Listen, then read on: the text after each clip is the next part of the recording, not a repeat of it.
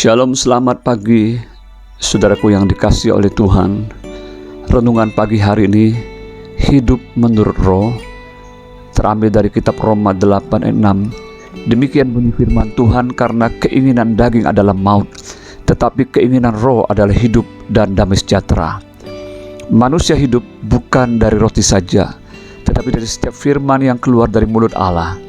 Itulah kutipan firman yang diucapkan oleh Tuhan Yesus saat menghadapi cobaan di padang gurun, di mana iblis ingin mencoba Yesus saat Yesus menjalani puasa dan merasakan lapar secara badani.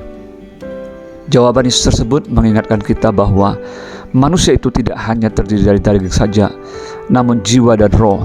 Disitulah Yesus menunjukkan bahwa manusia itu perlu makanan rohani, yaitu firman Tuhan. Karena daging atau tubuh sifatnya hanya sementara, sedangkan roh sifatnya kekal. Seperti di dalam Yohanes 6 ayat 63, Yesus berkata demikian, "Rohlah yang memberi hidup, daging sama sekali tidak berguna. Perkataan-perkataan yang kukatakan kepadamu adalah roh dan hidup." Di dalam Roma 8 ayat 1-21, Rasul Paulus juga mengingatkan kita sebagai orang percaya untuk hidup menurut roh, bukan daging. Sebab jika kita hidup menurut keinginan daging, maka kita tidak mungkin berkenan kepada Allah. Orang yang hidup menurut daging, maka fokus pikirannya hanya pada hal-hal yang bersifat daging. Dan Rasul Paulus juga menjelaskan di dalam Galatia 5 ayat 19-21, demikian perbuatan daging telah nyata, yaitu percabulan, kecemaran, hawa nafsu, penyembahan berhala, sihir, perseteruan, perselisihan, iri hati, amarah, kepentingan diri sendiri, percideraan, roh pemecah, kedengkian, kemebukan, pesta pora, dan sebagainya. Terhadap semuanya itu kuperingatkan kepada kamu, seperti yang telah kubuat dahulu, bahwa barang siapa melakukan hal-hal yang demikian, ia tidak akan mendapat bagian dalam kerajaan Allah. Itulah sebabnya di dalam Roma 8:6 dengan jelas Rasul Paulus berkata, karena keinginan daging adalah maut, tetapi keinginan roh adalah hidup dan damai sejahtera. Bagaimana saat ini dengan kehidupan kita?